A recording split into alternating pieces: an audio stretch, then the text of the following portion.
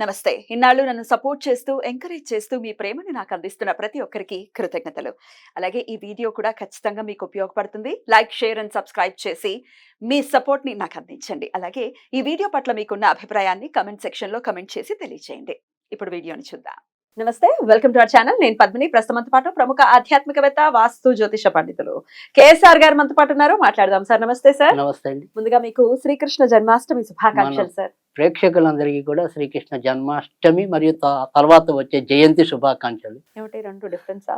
అందుకే అష్టమి అనేది వేరు, జయంతి అనేది వేరు. సరే, మనం సబ్జెక్ట్ లోకి వెళ్ళాక మాట్లాడుకుందాం. కానీ ఫస్ట్ అయితే మన ప్రేక్షకులందరికీ కూడా ఆ శ్రీకృష్ణుడి యొక్క దివ్య ఆశీస్సులతో వాళ్ళందరూ కూడా శాంతి సౌభాగ్యాలతో వెలుగొందాలని కోరుకుంటున్నాను. Thank you so very much sir. అయితే శ్రీకృష్ణ జన్మాష్టమి ఈసారి ఈ 2025వ సంవత్సరంలో వచ్చేటటువంటి ఈ శ్రీకృష్ణ జన్మాష్టమి ఒకంత కన్ఫ్యూజన్ ని క్రియేట్ చేస్తోంది. ఎందుకంటే అష్టమి తిథి నిషేధి కాలంలో ఉంది. శుక్రవారం రాత్రి సుమారుగా 11:48 తర్వాత నుంచి అష్టమి తిథి మొదలు కాబోతోంది. రోహిణి నక్షత్రం విషయానికి వస్తే అదేమో ఆదివారం ఉంది. అసలు జనరల్ గా అష్టమి తిథి రోహిణి నక్షత్రం ప్రతి సంవత్సరం శ్రావణ మాసంలో ఒకేలాగే వస్తుంది. కనీసం ఒక రోజైనా కలిసి ఉంటాయి. ఇప్పుడు ఆ పరిస్థితి లేదు.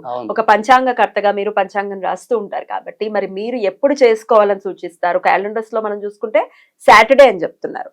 సాటర్డే నిషేధిక అంటే శనివారం రాత్రి నిషేధి కాలంలో అష్టమి లేదు, అటు రోహిణి లేదు.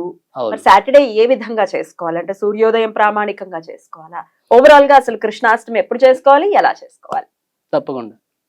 ఎందుకంటే శనివారం చేయటం అనేది అంత శాస్త్ర సమ్మతంగా అనిపించలేదు. ఎగ్జాక్ట్లీ.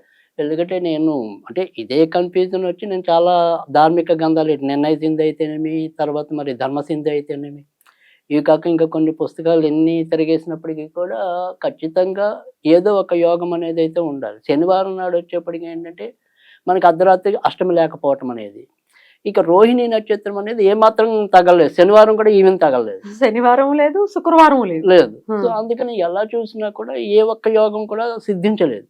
కనుక ఖచ్చితంగా మనం చేసుకోవాల్సిందంటే ఈ మాత్రం కొద్దిగా ఇబ్బంది.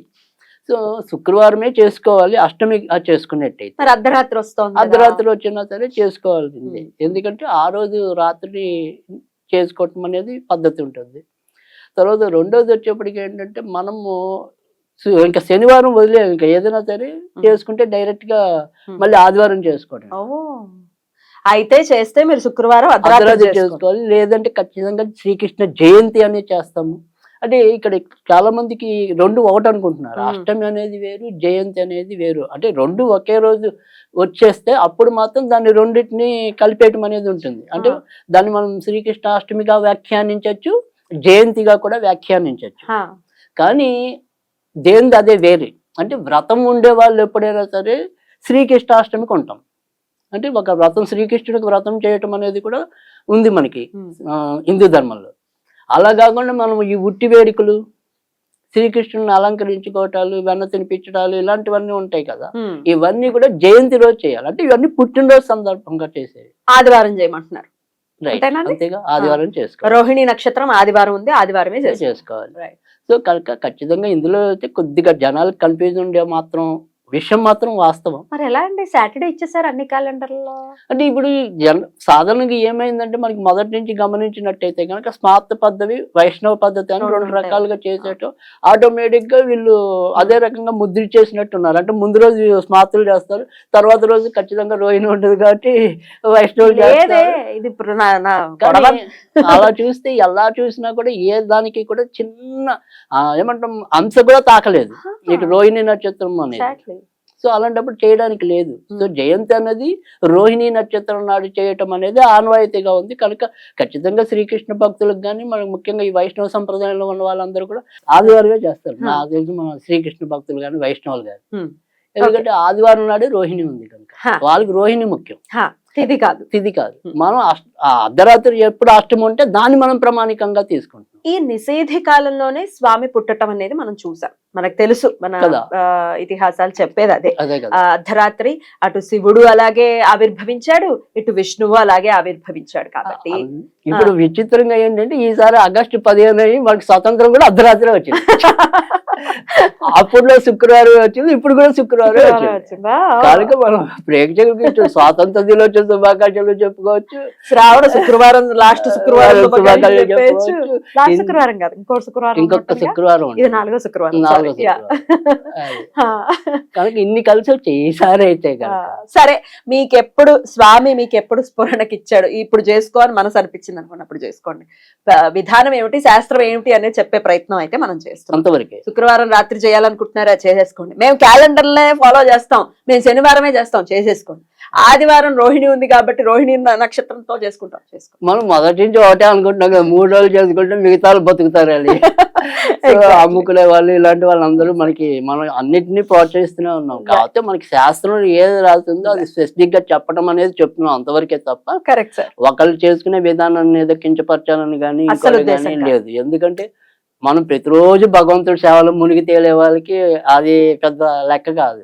అందరూ ఎంతో కొంత ఆ రకంగా దేవుడి సేవలో ఉన్న వాళ్ళని. ఇందుకే మరి ఏం చేయమంటారు కృష్ణాష్టమి రోజు? అంటే ఎట్లా పూజ చేసుకోవాలి, ఎట్లా స్వామికి ఇవన్నీ తెలిసినవే. తెలియని విషయాలు ఏమైనా ఉన్నాయా మేము తెలుసుకోవాల్సింది? అంటే ఇక్కడ శ్రీకృష్ణుడిది మనం చేసుకున్నప్పుడు నిజానికి ఏంటంటే మనం ఏదైనా సరే ఇది యాక్చువల్ గా చెప్పాలంటే కనుక ఇదే రోజు కాళికా దేవుని కూడా పూజించడం అనేది ఉంటుంది, కాళీ జయంతి కూడా. అయితే నిజానికి కాళికా దేవి పుట్టిన దసరాల్లో ఆశ్వీజ బహుళ అష్టమి, బహుళాష్టమి. అంతేగా శుక్లపక్షంలో చేసుకుంటాం. అవును, దసరాల్లో అంటే ఆశ్వీజ మాసంలో అని. దసరాల తర్వాత వచ్చేప్పుడు దసరాల తర్వాత వచ్చే అష్టమి ఏదైతే ఉంటుందో అది మనం కాళీ జయంతిగా చెయ్యాలి అసలు. కానీ ఈ దశమా విద్యల్లో ఒక్కొక్క అవతారానికి ఒక్కొక్క అవతారం కూడా పోల్చారు. మీకు చాలా సందర్భాల్లో కొన్ని గత వీడియోలో చెప్పాను నేను. ఇక్కడ శ్రీకృష్ణుడి యొక్క అవతారంగా కాళికాదేవి అని చెప్పి చాలా మంది కాళికా జయంతిని అదే రోజు అష్టమి, బహుళాష్టమిగా ఇది కూడా ఇదే రోజు చేయటం అనేది ఆనవాయితీగా వస్తుంది. కనుక మన వరకు వ్యక్తిగతంగా చెప్పాలి అంటే కనుక అర్ధరాత్రి శ్రీకృష్ణుడు పూజించడం కన్నా కూడా కాళికాదేవిని పూజించడం రైట్ అనుకుంటా నేను. ఏ కోరిక రీత్యా మరి అమ్మవారిని పూజించవచ్చు అంటే ఇక్కడ అమ్మవారిని పూజించాలి అంటే కనుక ఇక్కడ మనం శ్రీకృష్ణుడు అనేది చూసాం, కారాగారంలో ఆయన పుట్టడం అనేది. అంటే ఇక్కడ ఏవైతే మన యొక్క కోరికల కారాగారంలో మనం మగ్గిపోతున్నామో వాటి నుంచి విముక్తి పొందటం అనేది. అంటే నేననేది ఏంటంటే దురాశలు ఏవైతే ఉన్నాయో అవి అంతరించిపోవాలి, సద్భావంతో ఉండే ఆశలు ఏవైతే ఉన్నాయో ఖచ్చితంగా ఫలించాలి. ఇప్పుడు నేను నిమిషంలో అదేదో భాగ్యలక్ష్మి లాటరీ టికెట్ కొనగానే నాకు వెంటనే ₹1,00,00,000 వచ్చేది అనుకునే దురాశ అవుతుంది. కానీ నేను కష్టపడుతున్న దానికి నాకు ఒక వాల్యూ రావాలని కోరుకోవటం అనేది అది న్యాయబద్ధమైంది. సో ఈ న్యాయబద్ధమైన కోరికల కారాగారంలో ఎవరైతే అలా బందీగా పడున్నారో ఆ కోరికలు తీరు విముక్తి కలగడానికి కోసం కాళికాదేవి యొక్క ఆరాధన అనేది చూస్తుంది. ఏం చేయమంటారు మరి ఆ రోజు రాత్రి? ఇక్కడ మనం శ్రీకృష్ణుడిది కాళికాదేవికి ఏంటంటే ఇద్దరికి ఎందుకు కాళికాదేవి శ్రీకృష్ణుడికి పోల్చారంటే ఇద్దరు కూడా నల్లటి రూపంలో ఉంటారు కాబట్టి కాళిక అంటేనే రాత్రి చీకటి. సో అందుకని చీకటి రోజు పూజించడం, అర్ధరాత్రి పూజించడం వల్ల మనకి మంచిది అవుతుంది. అందుకని ఇక్కడ ఏంటంటే చాలా తేలికైన పద్ధతిలో ఓం క్లీం, అది కూడా శ్రీకృష్ణుడి బీజం కూడా. క్లీం అనేది శ్రీకృష్ణుడి బీజం కూడా, అలాగే కోరికల బీజం కూడా, కామ బీజం అంటాం. సో అందుకని ఓం క్లీం శ్యామా కాళికాయై నమః, శ్యామ కాళికాయై నమః. సో కాళీలో అనేక రకాలైన మన శ్యామ కాళిక అని, మహాకాళి అని, భద్రకాళి అని ఇలా రకరకాల కాళీదేవులు ఉన్నారు. ఈ శ్యామ కాళిని పూజించడం వల్ల మనకి ఏంటంటే ఇటు జ్ఞానంతో కూడిన కోరికలు రావటం అనేది, అజ్ఞానంతో కూడిన కోరికలు కాదు, జ్ఞానంతో కూడిన కోరికలు రావటం అనేది దీని యొక్క పరమార్థం. కనుక ఆ రకంగా ఈ మంత్ర జపాన్ని పఠించటం అనేది మంచి ఫలితాలు ఇస్తుంది. ఎన్నిసార్లు చేయమంటారు? నేను ఇప్పుడు సంకేతాలు ఏముంటుంది 51, 108. సో ఇందులో వాళ్ళ వీలుని బట్టి వాళ్ళు చేసుకోవటం అనేది ఉంటుంది. అయితే అలాగే రోజులు కూడా నేను అలాగే చెప్తాను, 40 రోజులు కానీ, 90 రోజులు కానీ, 60 రోజులు అని. సో ఈ 3 పద్ధతుల్లో వాళ్ళకి ఏది తేలుకుంటే అది. అయితే మొదలెట్టడం మాత్రమే ఈ రోజు మొదలెట్టుకుంటే మనకి చాలా తొందరగా శీఘ్రం. అంటే మన పెద్దానికి ఒక ముహూర్తం అంటాం, పలానా ముహూర్తంలో మనం కూర్చుని ఆ సంకల్పం చెప్పుకోవడం వల్ల తొందరగా కోరికలు తీరుతాయని.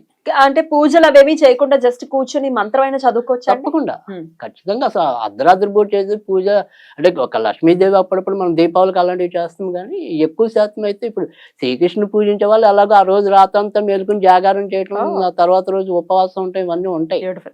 సో ఆ రకంగా చేసే వాళ్ళు ఖచ్చితంగా మీకు గీతా మందిరాలు ఇలాంటివి ఉంటాయి కొన్ని. ఇలాంటి వాళ్ళందరూ చక్కగా 3 రోజులు కన్నుల పండుగగా చేస్తారు. ఇప్పుడు మరి ఎలా ఉందో మనకి తెలియదు కానీ చాలా ఇప్పుడు మనం ఇప్పటికీ గ్రామీణ వాతావరణంలోకి మధ్య పట్టణాల్లోకి వెళ్తే కనుక ఖచ్చితంగా ఉంటాయి.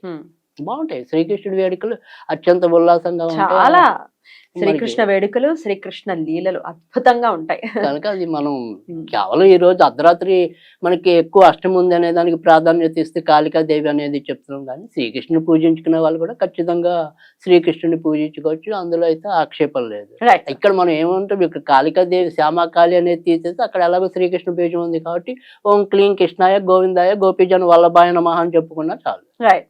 ఖచ్చితంగా కోరికలు పూజించాలి అనుకునే వాళ్ళు ఇలాగా కాళికాదేవి